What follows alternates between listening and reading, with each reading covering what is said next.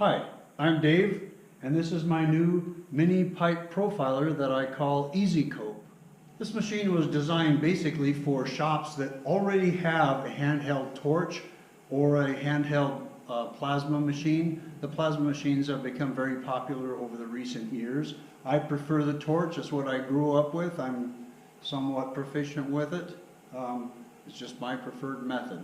But either one, and like I say, it's designed for shops that already have this equipment so that you don't need to go out and buy more, cutting attachments and cutting equipment to do this job. This is a CNC machine, which means that it's computer controlled. I'm running Mach 3 software on the computer, which tells the unit what to do and the axis to run back and forth. All of the electronics is in this small box at the top here. The breakout board, the motor controllers, the power supply are all in here. It's hooked to the computer with this parallel port cable. The computer that I'm running is running XP, but Windows 2000 also works. It needs to have the parallel port cable. That's what the software requires in order to communicate with the machine. CNC machines are controlled with what's called G-code.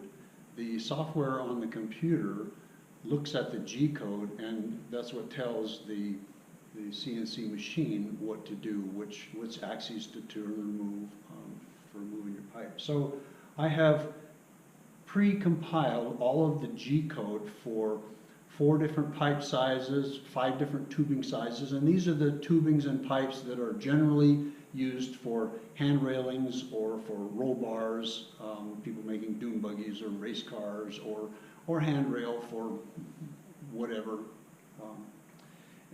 And so the G-code that I have all the angles from 0 to 60 degrees in all of those 9 different sizes.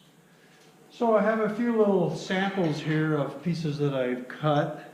1.25" pipe, 0 degree angle, 15 degree angle on this one, just to show how nicely they fit together. You can see that there's a nice little weld land left there so that when you weld that, you get good penetration, a nice flat smooth weld.